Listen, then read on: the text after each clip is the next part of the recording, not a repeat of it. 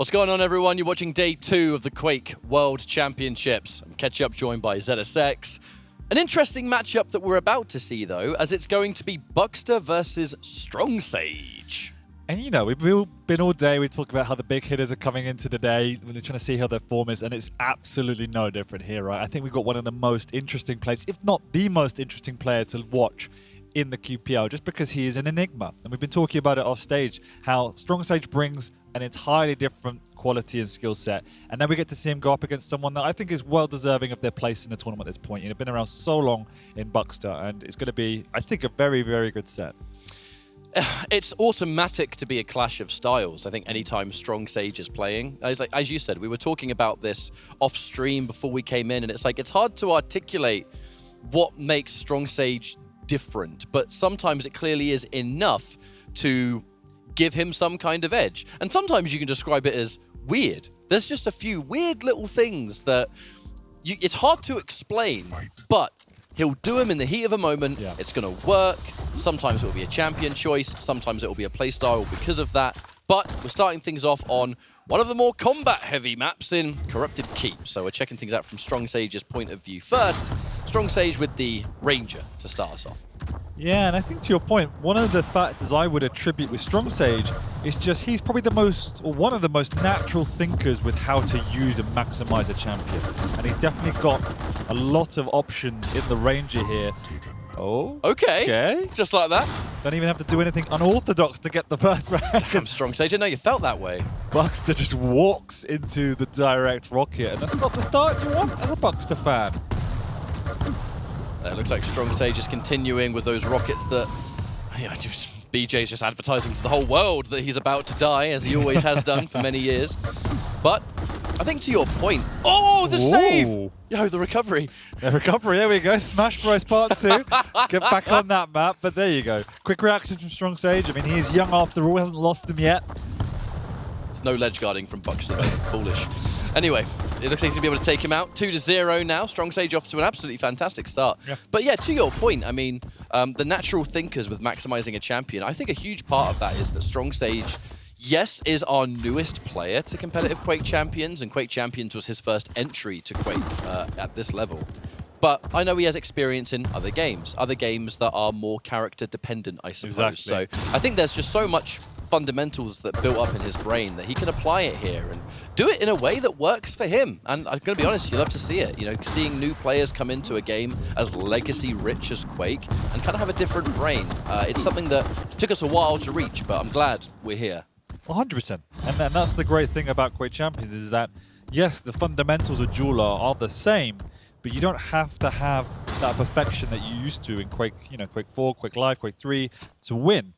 There's more options and variables that you can leverage to gain an advantage, and that's what STRONGSAGE is good at, right? And similar to Razy, it's maximizing the champions, the damage, and all these other micro decisions that make a good jeweler. And already we're seeing that as he's able to patrol the map and keep BUKSTER firmly on the back foot, who is a far more classical style jeweler. Now, BUKSTER being the kind of player that yesterday displayed a lot of patience and reserve in his gameplay. And I think that's going to be something here that will make it a bit more difficult for STRONGSAGE to run away with this initially. I know we started the day with Celts versus Wenger, and this map was an absolute brutal. It was a burial. What? Opportunistic, just like that. And it looks like 3-0 in almost just as many minutes. BUKSTER is going to be, as I said earlier, he's a bit of a slower player, but against someone like STRONGSAGE, he can be aggressive and fast, but he's not afraid to really match that. And I think the Ranger is going to help that too. Oh, wow, okay. Yeah, no, STRONGSAGE has a lot of versatility, but I feel that when he's playing his best is when he's playing aggressive. He likes to get in your face. He does a huge amount of just chip damage, if you will, in and out damage. Doesn't have the best raw aim, but it's solid. And it's the way he's able to maximize his approach play, which I think is really, really impressive. And that's what BUKSTER is struggling with at the moment. He's trying to contest STRONGSAGE, but he's just nowhere near keeping up on the damage. STRONGSAGE already got 50% more damage than his opponent. Oh, big hit actually to the super shotgun. And there you go. Maybe a bit of overzealousness. I think there was an element there where BUKSTER was so tempted to look for a mid-air, but then just hesitated, went back to the super shotgun. In the time it took to swap to the shotgun was a good choice because the orb came through. STRONGSAGE somehow surviving that and has been able to take yet another frag here. Yeah, and it's getting messy, and what that's done is just allow BUKSTER to get back into this game now. The item timing after this engagement will be far more split. Neither player wants to die. And somehow BUKSTER doesn't get the frag. STRONGSAGE picks it up and can recoup, and now we have a huge split between those item timings. And as we've seen many times, that's where Corrupted Keep comes alive. That's where it's wonderful for the aggressor and it's terrifying for the defender. It looks like the heavy is going to be the next one. STRONGSAGE using that though to collect a light, set up for this next room. I think confident to get the damage on the re-entry, was expecting BUKSTER to use the teleport, and he certainly did. But with an orb in play, that was what he was looking for. Well, that's why you don't miss time, even by a second, because that's a Ranger just can go 0 to 100 in an instant. That's just what we saw. The rocket to orb combo, increasing the lead of STRONGSAGE now. And the momentum firmly in his favor. The dual comes out, but that's not the position to really maximize it. Just waste your ability. BUKSTER shouldn't really now be contesting this heavy, which means STRONGSAGE has a license to go aggressive. The close range rocket. Oh, and a mid-air STRONGSAGE.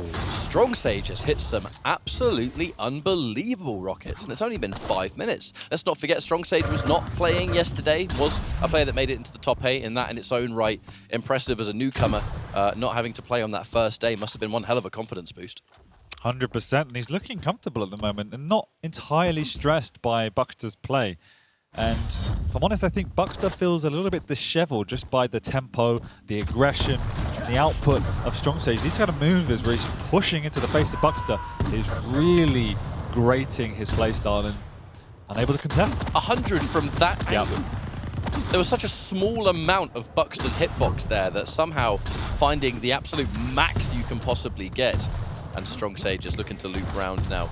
A little bit more of that ammo, but more important, positioning. The hourglasses for the orb. That orb has certainly been a wonderful, wonderful help in this match, but masterfully used as well. It has not been used for positioning, really. It has been used exclusively for just getting them frags over and over again.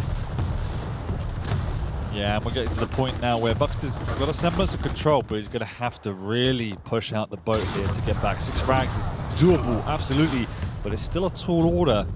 Even on Corrupted Keep, and you're going up against STRONGSAGE, who thrives in that kind of competitive, combat-heavy environment. A map like this too, let's just look at Ranger realistically. You'll spawn at some point probably near heavy, not necessarily to pick up the item, but there's a super shotgun right next to you.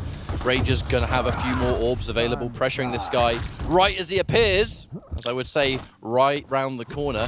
This is STRONGSAGE though, so STRONGSAGE spawned near the super shotgun, and he's gonna have access to an orb. It's little things like that that just make pressuring him on his spawn so hard sometimes, because the damage is more than most champions will get. Exactly, and all it takes is for BUKSTER to eat the first rocket, and that entire stack advantage is out the window. So, big question mark now over how STRONGSAGE wants to play the next couple of minutes. He has a huge healthy buffer. Is he just going to retreat and try and wind down the clock? Does he want to put pressure on to maintain a presence on the map? At the moment, it feels like the former has retreated entirely, and it looks like he just wants to get BUKSTER into a choke point. And there you go, already going on through. The orb doesn't do as much damage as he wanted. It actually wasn't the cleanest frag catch-up, but it's enough for him to continue this momentum. Yeah, that kind of orb play from STRONGSAGE isn't all in. I'm going to use it now for the purpose of getting you before you get me, but the damage wasn't there. And you've got to have a lot of confidence in your own ability there to do it. And BUKSTER is piece by piece through some wonderful rockets of his own.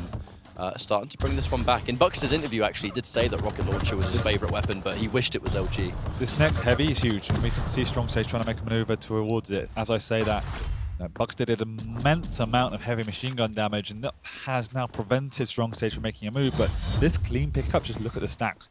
Now BUKSTER can go ultra aggressive. He has that dual wield coming off cooldown, and let's not forget, you can convert these frags easily. So STRONGSAGE, he has no choice at this point. He has to go play plus back, and I imagine he'll be going over towards that really jump pad area, the contained unit, if you will, where the tri-bolt is. And that's exactly what we see. BUKSTER's going to have access to damage, but he's not going to have much access to mobility, which is going to make that section of the map a lot harder to chase down. STRONGSAGE has been able to set up shop, the defensive rocket to stop that movement, and is actually letting him relocate. And at this point, we've said it many times, you've seen it many times. We have a minute left to go, 3 frags. STRONGSAGE just needs to take, if he's going to concede a frag, it just has to take as long as possible. And that rocket really pretty much seals the game. He's got the stack advantage after picking it up, and yeah, there's nothing now BUKSTER can do. Even if he gets out of it, which he has to try and do, try and get any sort of damage, any sort of frag.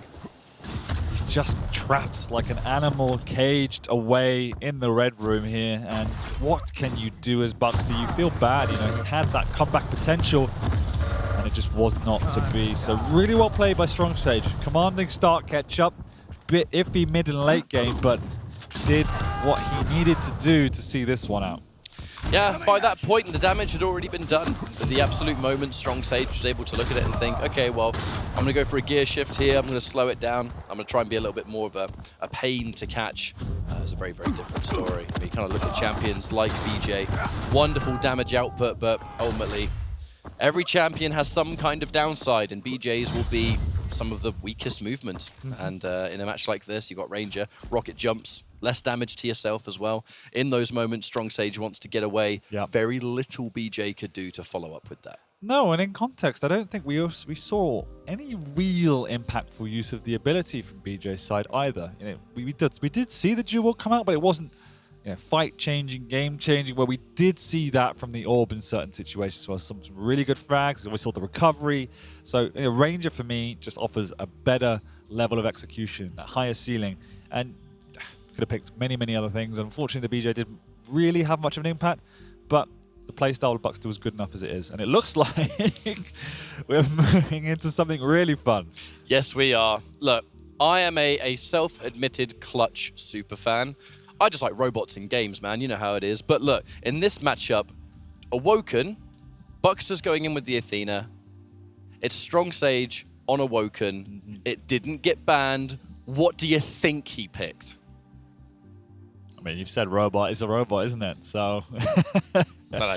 Maybe other characters count as a robot, but they're different skins in that. The big boys coming to play. It's great. Can't Clutch wait. is on the board, and I think it's the first Clutch I've seen this event. I've seen a Scale Bearer, I've seen a Keel for some apparent reason, but I haven't seen a Clutch yet. Hey, to be fair, Keel was 2-0. I mean, Keel is undefeated. I've just seen the man himself walk by, so his kind of fate is there. But no, I think that's the first.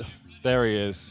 He just came back. Get out the beast. I'm honestly so shocked he didn't just run in front of the camera for that. But no, there was a Clutch in the final map. I was watching it on the B stream before between Chain and Nosfer. Chain was the Clutch, and it was 2 or 3 frags down. I think lost to the Sorlag, I think, was the thing. So maybe we'll see Clutch get a victory here.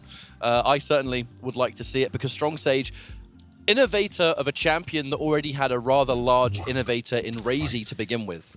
Yeah, and I think that's a really good description of what we see coming out of Clutch on STRONGSAGE. We know how effective Razy is in that champion, and it's equally effective, but all in a different light from a STRONGSAGE point of view, and he's going up against polar opposite in an Athena.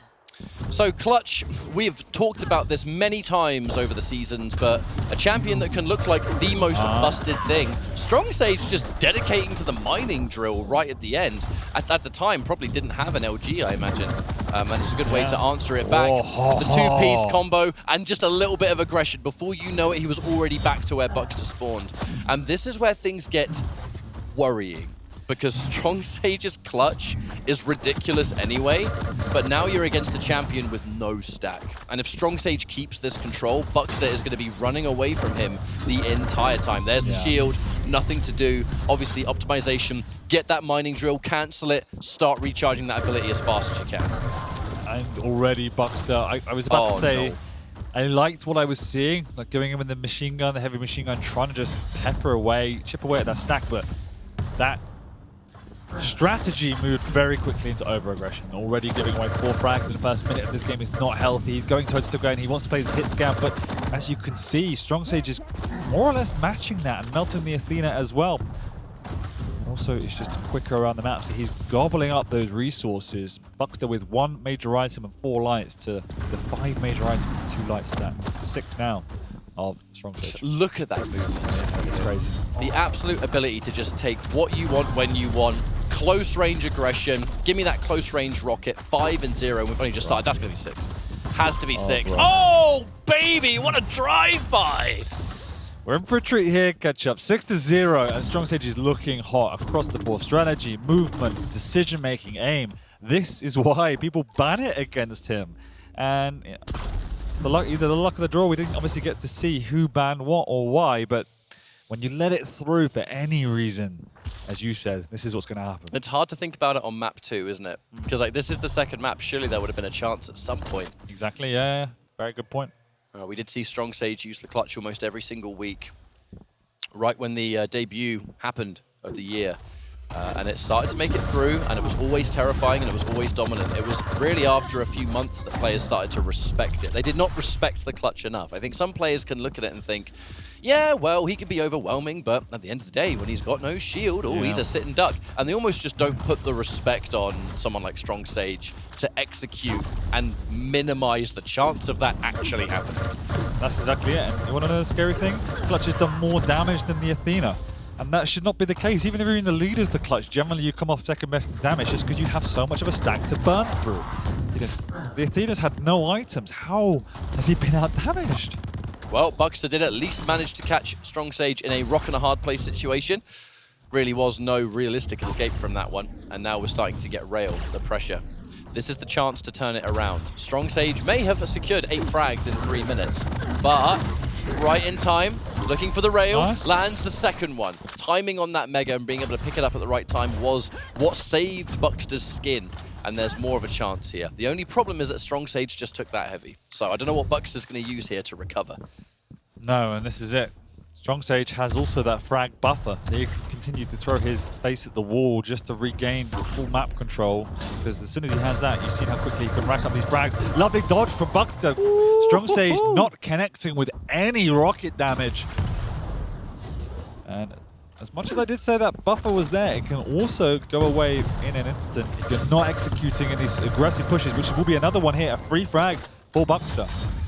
Look, BUKSTER may not have a lot of confidence in his LG, as he stated yesterday, but against the fridge, as you say, there's no way. I mean, your LG's going to look like some of the best in the world against a champion this thick. Yeah, casual 50% LG, 60% rail coming out from BUKSTER.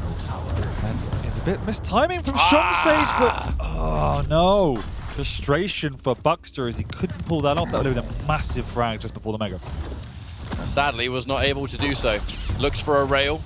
Now, even with that heavy, it's not really going to do much for BUKSTER unless you can pick up some of those lights. Thankfully, one near the TP was going to do it. Looking for the close range rocket for another time. Misses the shots, though, and that's a lot of LG to take in return. Looking for a rail, but even that rail is not hitting its mark. A lot of damage as BUKSTER's forced to retreat, but has made the clutch so tender. Biding his time, he's got this light on lockdown and rotation as well as the Mega, so he'll be able to restack. But then can push over to this heavy, and BUKSTER's there, but there's nothing he can really do. And it's, you know, mobile as an Athena is. She looks entirely sluggish against the clutch and is just getting outmaneuvered as well as outdamaged. Now, a huge amount of damage coming out there, catch up, so this is an opportunity as well. It's got to be frustrating, though, to do so much damage to a clutch, and right before he kills you, you just hear the whoa! Yeah. It's like, come on, man, just give me like an extra half second. He's dead. He was right there.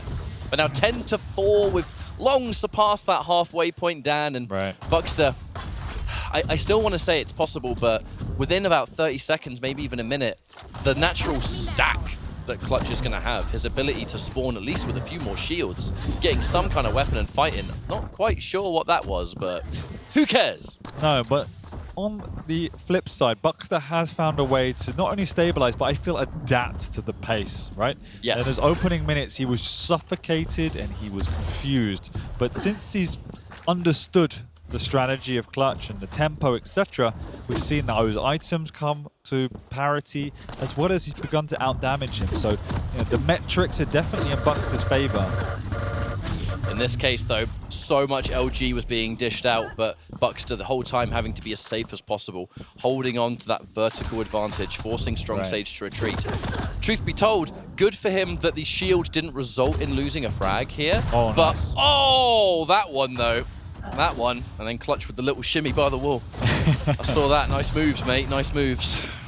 Yeah, but I mean, just getting that frag as well. It looks simple, but it shows the different level of pathing and thought that STRONGSAGE takes, because BUKSTER completely misread the way in which he was going to go. And it's a small micro decision like that which separated him when he plays a clutch to other players. And we can see it in the scoreline now as it continues to build. 7 frags again at 7 minutes in, the difference. It just messes everything up. Your natural decision making. You know, you're so used to playing.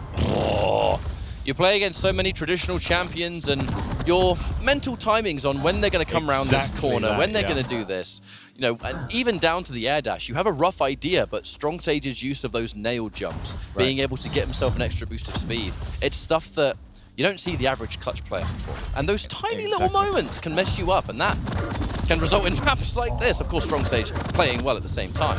No, but that's the exact description, right? Like, such a fast-paced game is you have to be incredibly intuitive, and a lot of your game is based off that momentum, based off that feel. And when somebody makes a different decision or plays at a different tempo, it completely offsets that inhibition that you have.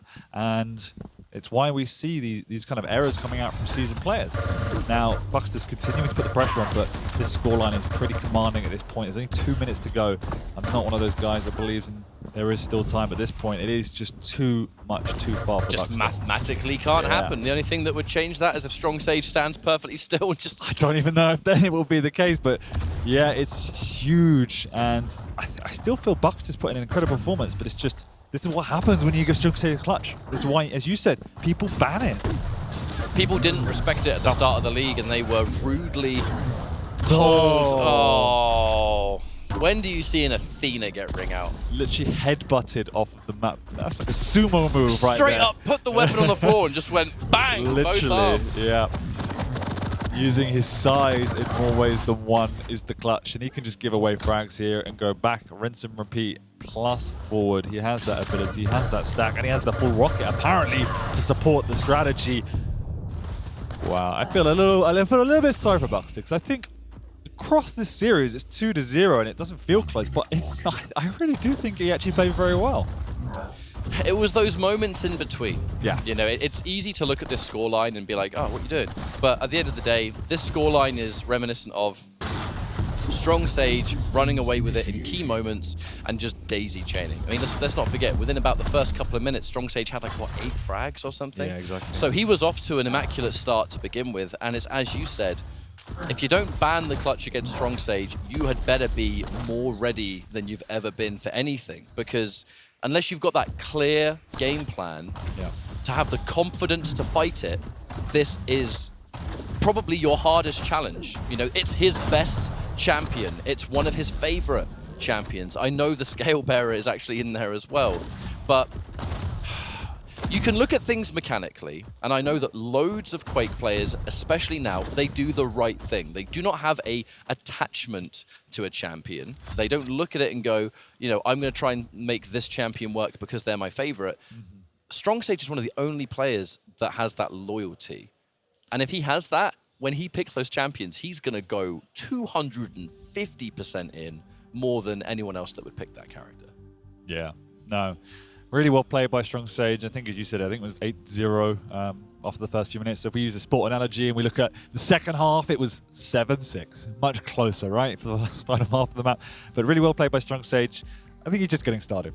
Admirable performance from BUKSTER, and I think we saw some cracks which would have been ironed out over multiple weeks in the QPR, which he hasn't had yet. So, you know, maybe next time BUKSTER can get to that point, but really well played by STRONGSAGE, and I think he's going to go pretty far in this tournament. A good start for STRONGSAGE. I mean, I had the pleasure of chatting with him yesterday.